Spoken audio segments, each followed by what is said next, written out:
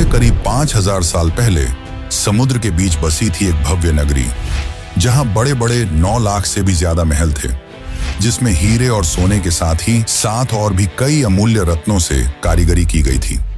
यह शहर इतनी ज्यादा वेल प्लान थी कि आज के बड़े बड़े शहर इसके सामने फेल हैं। लेकिन फिर एक दिन अचानक यह भव्य शहर देखते ही देखते समुद्र में समा गया।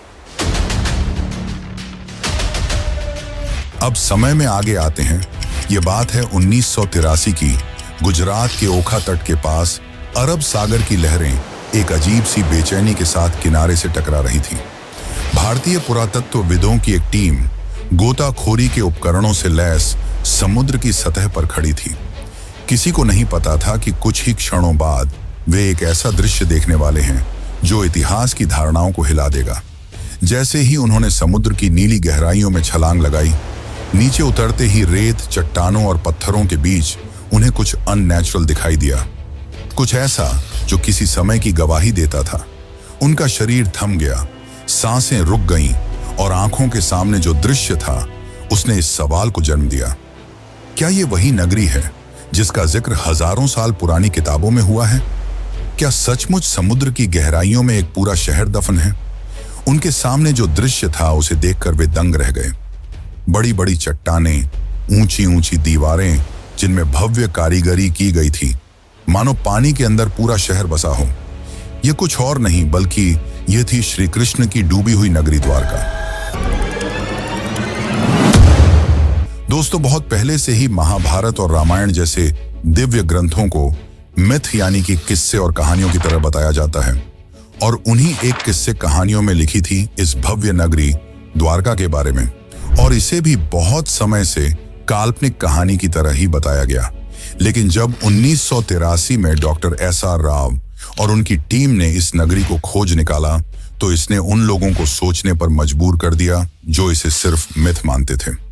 डॉक्टर SR राव ने डिटेल्ड आर्कियोलॉजिकल सर्वे और रिसर्च के बाद यह कंफर्म किया कि यह वही द्वारका नगरी है जिसका वर्णन महाभारत और हरिवंश पुराण में मिलता है।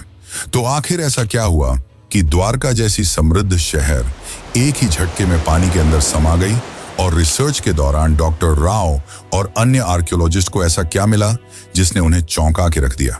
तो आज की इस डॉक्यूमेंट्री में हम जानेंगे उस द्वारका के निर्माण की कहानी जिसे समुद्र की लहरों को भी पीछे छोड़ देना पड़ा था, उस श्राप की सच्चाई जिसे सुनकर स्वर्ग तक कांप उठे थे, और उस ऐतिहासिक खोज की पूरी प्रक्रिया जिसने सदियों पुरानी पौराणिक कथाओं को जमीन या कहिए समुद्र पर लाकर रख दिया।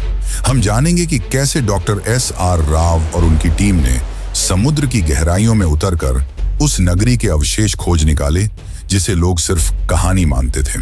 हम यह भी देखेंगे कि कैसे आधुनिक काल में वैज्ञानिकों ने समुद्री तल में हजारों साल पुरानी दीवारें, स्तंभ, लंगर और कलाकृतियां खोजी जिनकी तारीखें महाभारत युद्ध से मेल खाती हैं। तो चलिए इस रोमांचक सफर की शुरुआत करते हैं, जहां पुराण, पुरातत्व और विज्ञान मिलकर उस नगरी की कहानी सुनाएंगे जो हजारों साल पहले स्वर्णिम थी, फिर श्रापित हुई और अंत में लहरों में समा गई। लेकिन उससे पहले अगर आपको वीडियो अच्छी लग रही है तो इसे लाइक करके कमेंट में हरे कृष्णा जरूर लिखें।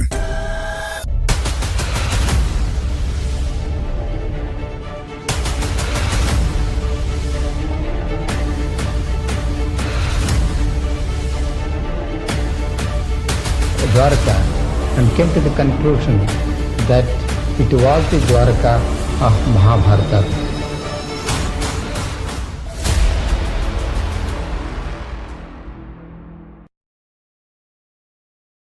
बहुत समय पहले जब मथुरा में कंस का आतंक अपनी चरम पर था, तब श्री कृष्ण ने कंस का वध कर नगरवासियों को उसके अत्याचार से मुक्त किया, जिसके बाद श्री कृष्ण मथुरा में ही बस गए।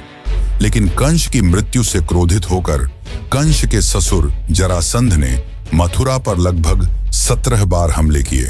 हालांकि इन हमलों में जीत श्री कृष्ण की ही हुई, पर बार बार इन हमलों से परेशान होकर श्री कृष्ण ने मथुरा छोड़कर चले जाना ही उचित समझा, और इस निर्णय ने उन्हें प्रेरित किया एक असाधारण नगरी के निर्माण करने का, जो थी द्वारका।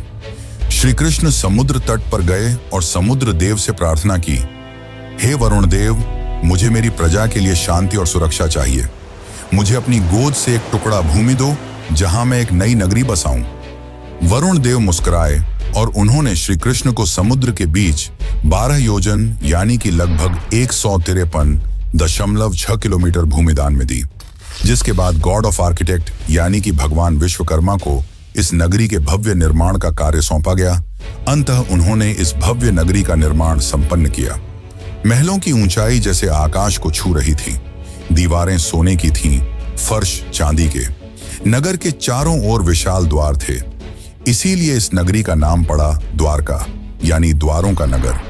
हवाओं में सुगंधित फूलों की खुशबू थी, गलियों में मोर नाचते थे और बीचों बीच बना श्री कृष्ण का महल तो ऐसा प्रतीत होता था मानो स्वर्ग पृथ्वी पर उतर आया हो। नगर की सड़कों को इस तरह से बनाया गया था कि वे सीधे बंदरगाह तक पहुंचती थीं। समुद्र से व्यापार के लिए विशेष गोदियां बनाई गईं, जहां जहाज आसानी से आ जा सकें। शहर में जल आपूर्ति के लिए सिंचाई प्रणाली थी, जो उस काल में अत्यंत दुर्लभ मानी जाती थी।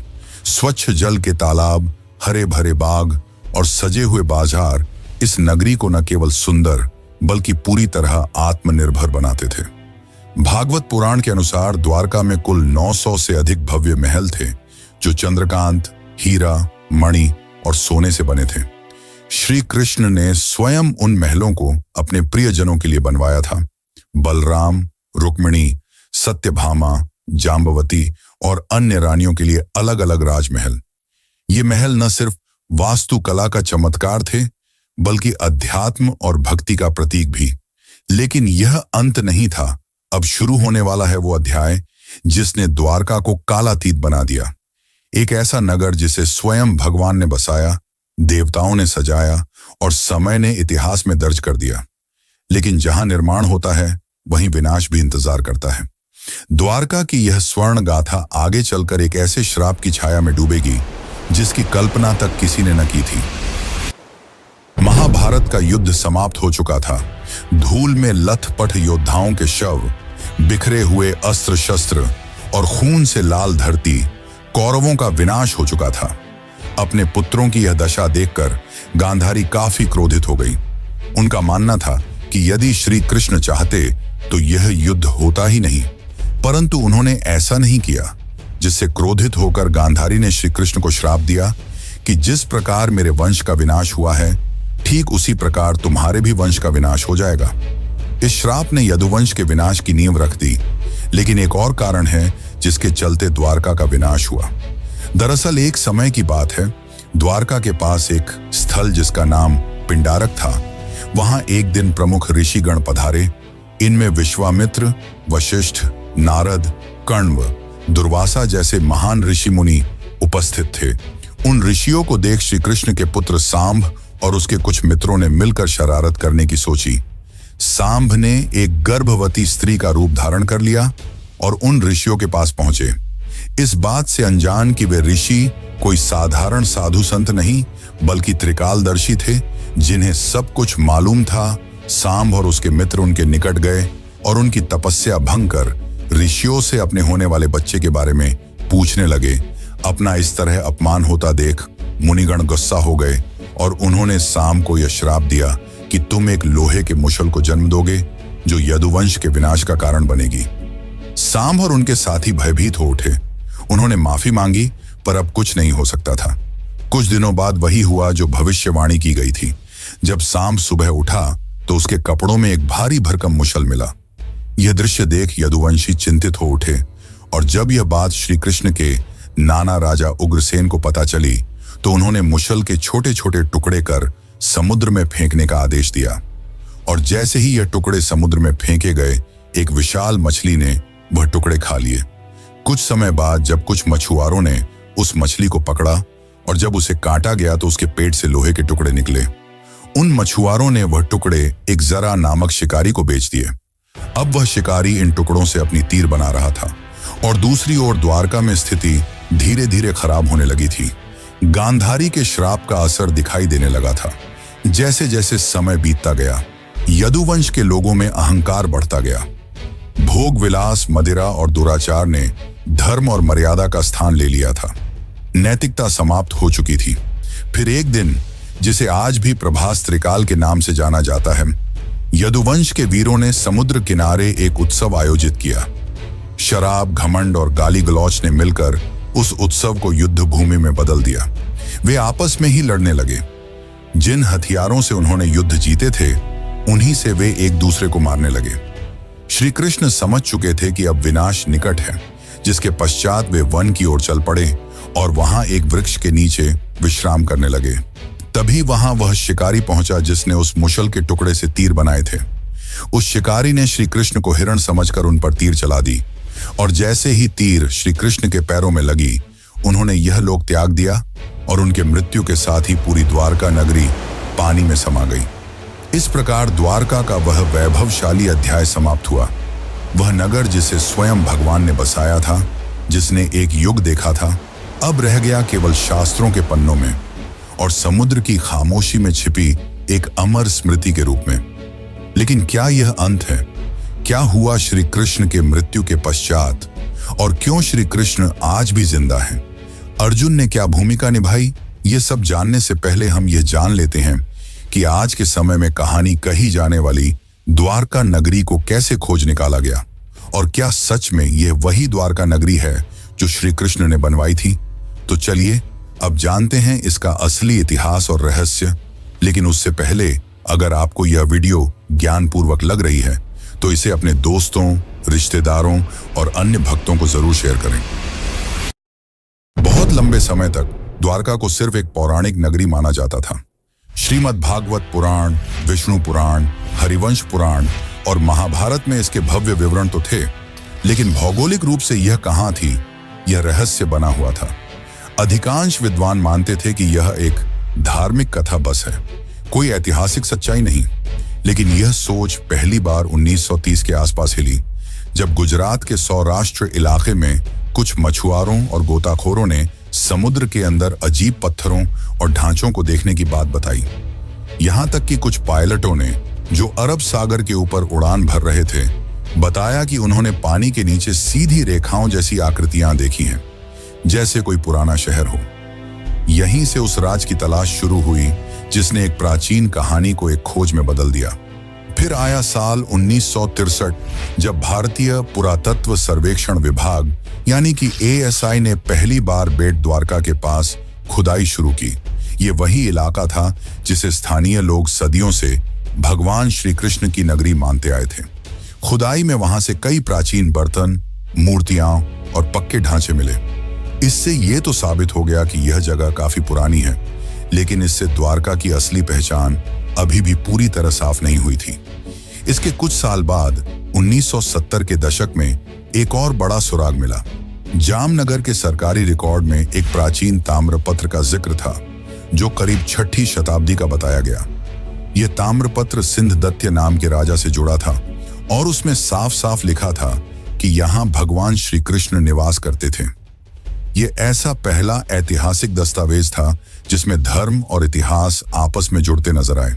इससे इतिहासकारों को पहली बार यह लगा कि द्वारका सिर्फ एक कल्पना नहीं, बल्कि शायद एक खोया हुआ सच है।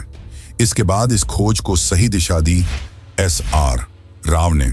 वे ASI के वरिष्ठ अधिकारी थे और भारत के शुरुआती समुद्री पुरातत्वविदों में से एक माने जाते हैं। उन्हें महाभारत और पुराने ग्रंथों की बातों पर भरोसा था।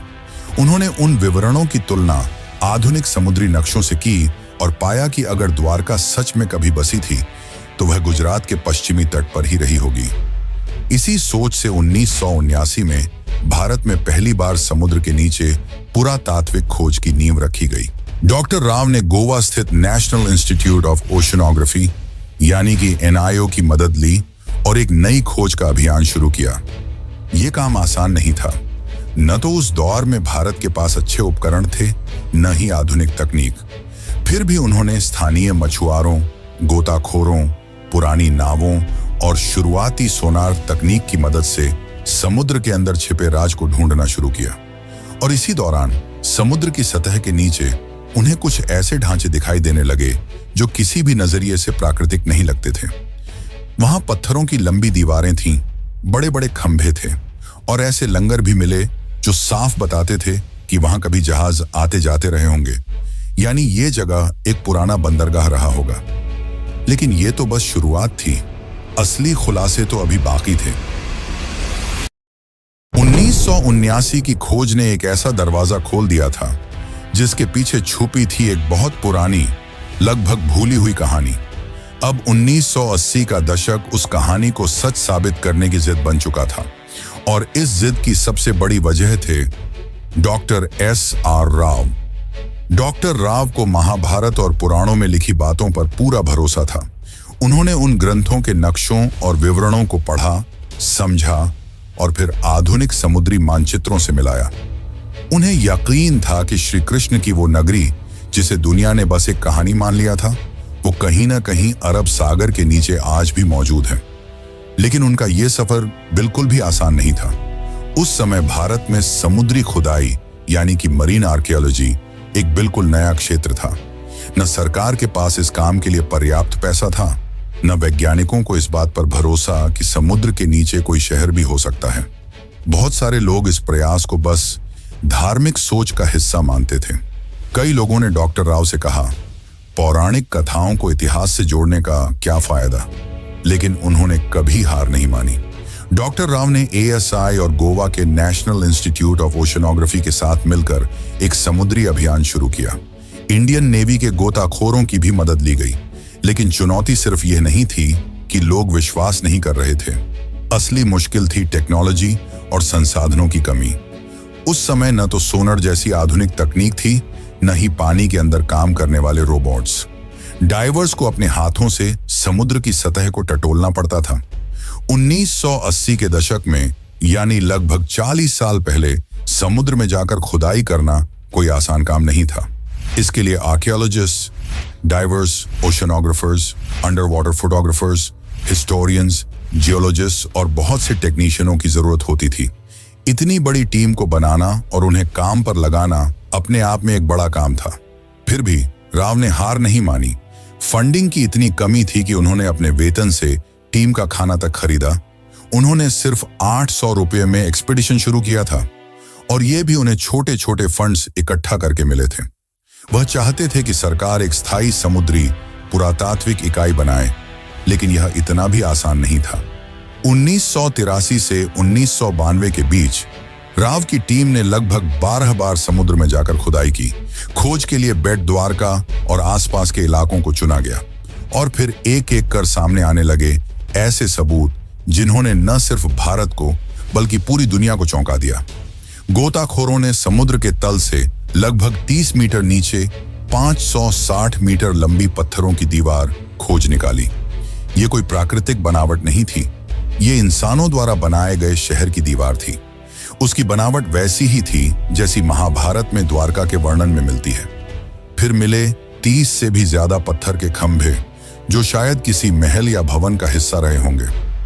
ऐसे लंगर यानी कि एंकर्स मिले, जिनसे पता चलता था कि वहां से नौकाएं चला करती थीं। कुछ 3 छेद वाले एंकर भी मिले, जो उस समय की एडवांस नेविगेशन को दिखाते थे। इसके अलावा सील, लोहे और पीतल की वस्तुएं और मिट्टी के बर्तन भी मिले। इनकी कार्बन डेटिंग और थर्मोलुमिनेसेंस डेटिंग से पता चला कि यह चीजें 1500 ईसा पूर्व से लेकर 3000 ईसा पूर्व के बीच की हैं। और तो और एक बर्तन तो 9000 साल पुराना निकला, जिसने वैज्ञानिकों को भी हैरान कर दिया। परंतु दुनिया भर के बहुत सारे इतिहासकारों ने इसे मानने से इनकार कर दिया। उन्हें यह एक माइथ रिवाइवल यानी सिर्फ धर्म को प्रचारित करने की कोशिश लगी। लेकिन डॉक्टर राव का जवाब साफ था, मैं ग्रंथों को धार्मिक किताबें नहीं, ऐतिहासिक दस्तावेज मानता हूं। जब रोम, एथेंस और बाबुल जैसे शहरों की खुदाई हो सकती है, तो द्वारका की क्यों नहीं? साल 1990 आते आते टीम को 500 से ज्यादा आर्टिफैक्ट्स, एंशिएंट हार्बर वॉल्स और एक सुनियोजित शहर के संकेत मिल चुके थे। अब यह बात लगभग तय हो गई थी। द्वारका कोई कल्पना नहीं, वह एक असली, समृद्ध और व्यवस्थित सभ्यता थी जो समुद्र में समा गई। लेकिन अभी तो सिर्फ सतह खुली थी। असली राज तो समुद्र के और अंदर छुपा था, और वहीं से शुरू होता है अगला अध्याय। 1990 तक डॉक्टर S.R. राव और उनकी टीम ने साबित कर दिया था कि द्वारका सिर्फ एक पौराणिक कथा नहीं, बल्कि एक डूबी हुई सच्ची सभ्यता थी। लेकिन अब जरूरत थी और भी ठोस वैज्ञानिक सबूतों की, ताकि दुनिया भी मान ले कि भगवान श्री कृष्ण की द्वारका असली थी और वाकई समुद्र में समा गई थी। इन सबूतों से यह तो साबित हो गया था कि द्वारका सिर्फ किस्से कहानियों में नहीं बल्कि सच में थी और काफी ज्यादा वेल प्लान थी।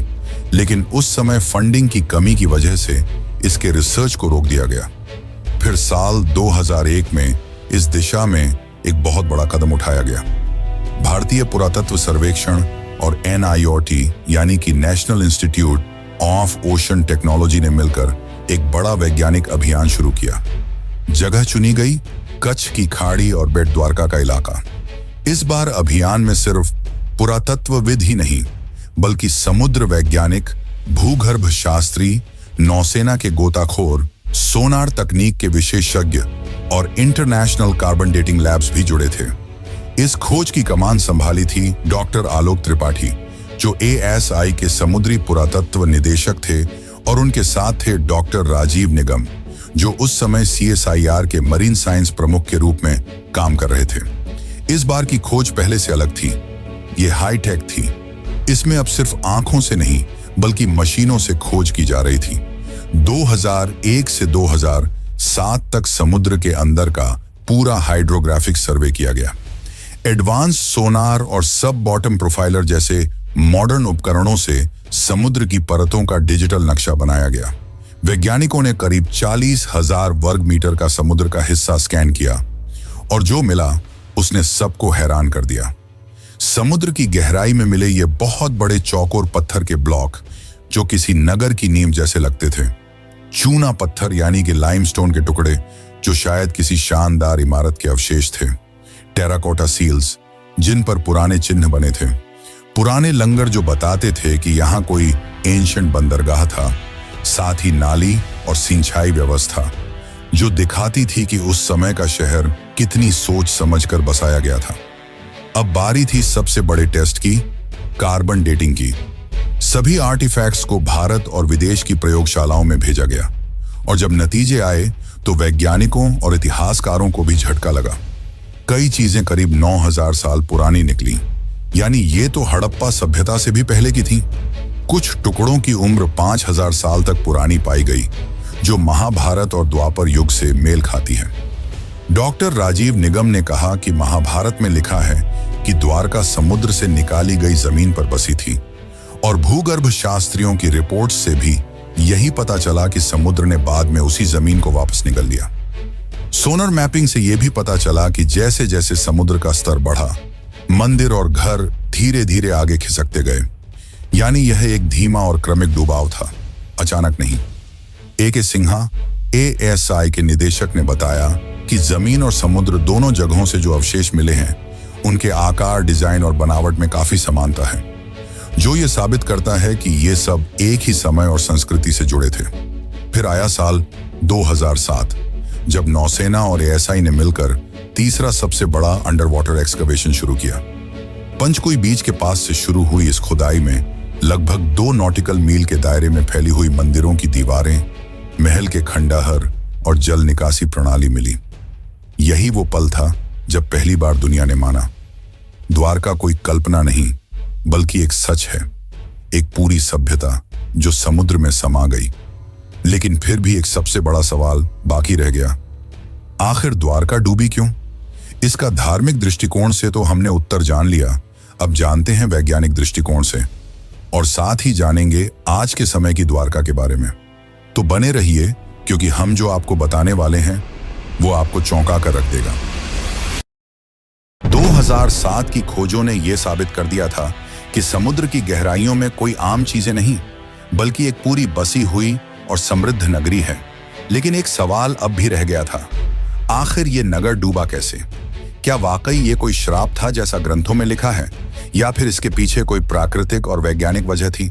इन सवालों के जवाब ढूंढने के लिए वैज्ञानिकों ने रुख किया ओशनोग्राफी यानी कि समुद्र विज्ञान और जियोलॉजी यानी कि भूगर्भ शास्त्र की ओर। अब तक जो मिला था वो सब प्रमाण तो थे, लेकिन अब जरूरत थी समय को मापने की, ये जानने की कि जब द्वारका बसी थी तब समुद्र में ऐसा क्या हुआ जो वो सब कुछ निगल गया। इस पूरे शोध का आधार बना सी लेवल राइज थ्योरी। अमेरिका की SSCSM यूनिवर्सिटी के प्रोफेसर रेंस ने एक अध्ययन किया जिसमें अरब सागर के सी लेवल को 20,000 सालों के डेटा के जरिए ट्रैक किया गया था। इस रिसर्च के मुताबिक 9,000 साल पहले यानी करीब 11,000 साल पहले समुद्र का स्तर आज के मुकाबले 25 मीटर नीचे था। 5,000 ईसा पूर्व के बीच समुद्र अचानक बहुत तेजी से कई मीटर तक ऊपर उठ गया। वैज्ञानिक मानते हैं कि यह घटना किसी सुनामी या समुद्री आपदा का संकेत देती है। और यह सिर्फ अरब सागर में नहीं हुआ। जब वैज्ञानिकों ने दुनिया के बाकी हिस्सों से मिले सी लेवल डेटा से इस जानकारी की तुलना की तो कैरेबियन द्वीप, इंडोनेशिया और दक्षिण अमेरिका जैसी जगहों पर भी उस दौर में बड़ी बड़ी समुद्री हलचलें और सुनामी के सबूत मिले। इसका मतलब था कि यह घटना सिर्फ भारत तक सीमित नहीं थी, बल्कि पूरी दुनिया में उस समय कुछ बड़ा हो रहा था। और ठीक इसी समय महाभारत के अनुसार श्री कृष्ण ने पृथ्वी का त्याग किया था और कलियुग की शुरुआत हुई थी। अब सारे वैज्ञानिक और ऐतिहासिक सबूत एक ही तरफ इशारा कर रहे थे। द्वारका का डूबना कोई कल्पना नहीं, बल्कि एक सचमुच की ऐतिहासिक घटना थी जिसमें प्राकृतिक आपदा, समय का चक्र और शायद कर्मों की प्रतीकात्मक कहानी सब एक साथ जुड़ गए थे। और फिर आया साल 2024 जब भारत सरकार ने इस पूरे रहस्य को दुनिया के सामने लाने का फैसला किया। 25 फरवरी 2024 को प्रधानमंत्री नरेंद्र मोदी खुद गुजरात के पंचकुई बीच पहुंचे। उनके साथ थी भारतीय नौसेना, ASI, NIOT और वैज्ञानिकों की एक टीम जो स्कूबा डाइविंग से समुद्र की गहराइयों में जाने वाली थी, वहीं जहां श्री कृष्ण की नगरी कभी खड़ी थी। ये कोई आम डाइव नहीं थी, ये इतिहास से साक्षात्कार था। जैसे ही प्रधानमंत्री समुद्र में उतरे, वहां पत्थर के स्तंभ, लंगर, मंदिर की नींव और प्राचीन दीवारें दिखाई दी। मोदी जी ने खुद समुद्र की गोद में मोरपंख अर्पित किया, जो श्री कृष्ण की स्मृति और भारत की सनातन विरासत को फिर से जीवंत करने का प्रतीक था। इसके बाद उन्होंने द्वारिकाधीश मंदिर में जाकर श्री कृष्ण और रुक्मिणी माता के दर्शन किए। मंदिर की 52 गज की ध्वजा, जो हर दिन 5 बार बदली जाती है, आज फिर हवा में लहराई, मानो ये संकेत दे रही हो कि द्वारका की सच्चाई अब दुनिया के सामने है। आज की तारीख में द्वारका 2 भागों में बसी है। एक जो है जहां लाखों श्रद्धालु हर साल दर्शन के लिए आते हैं, और दूसरी जो समुद्र के नीचे है, जिसे आज पूरी दुनिया जानती है the lost city of Krishna के नाम से। इस 90 साल की खोज, संघर्ष और वैज्ञानिक यात्रा ने दुनिया को यह दिखा दिया कि श्रद्धा सिर्फ आस्था नहीं, वो इतिहास की नींव भी बन सकती है। द्वारका सिर्फ भारत की कहानी नहीं है, ये पूरी मानव सभ्यता की याददाश्त है, जो ये सिखाती है कि सत्य और संस्कृति को भुलाया नहीं जा सकता, चाहे वो कितनी भी गहराई में क्यों ना छुपा हो। और इसीलिए आज भी द्वारका जिंदा है, कभी मंदिर की घंटियों में, कभी समुद्र की लहरों में और अब वैज्ञानिक रिपोर्टों में भी। तो चलिए मित्रों, अब चलते हैं अपने आखिरी अध्याय की ओर। शताब्दियां बीत गईं, युग बदले, राजवंश मिटे, सभ्यताएं उगती और गिरती रहीं, लेकिन समुद्र वो आज भी मौन है, शांत, गूढ़ और रहस्यमयी। उसकी लहरों के नीचे दबी द्वारका की नगरी आज भी जैसे किसी इंतजार में है, न जाने किसके लिए। शायद उसके निर्माता श्री कृष्ण के फिर से लौट आने के लिए, या शायद इस धरती के इंसानों के उस बोध के लिए जब वे केवल इतिहास नहीं, अपनी आस्था में छिपे सत्य को भी पहचानना सीखें। द्वारका कोई कल्पना नहीं थी, वो एक यथार्थ था, एक स्वर्णिम यथार्थ जिसे एक श्राप ने लील लिया, एक समय ने छिपा दिया और एक समुद्र ने अपनी गहराइयों में समा लिया। लेकिन वह सत्य आज फिर उभर रहा है, टूटे स्तंभों में, पुरातत्व की रिपोर्टों में, सोनर की लहरों में और एक राष्ट्र की आस्था में। इस पूरी डॉक्यूमेंट्री ने हमें यह सिखाया कि आस्था और विज्ञान 2 विपरीत ध्रुव नहीं हैं, वे एक ही सत्य की 2 राहें हैं। एक राह हमें विश्वास दिलाती है और दूसरी उसे प्रमाणित करती है।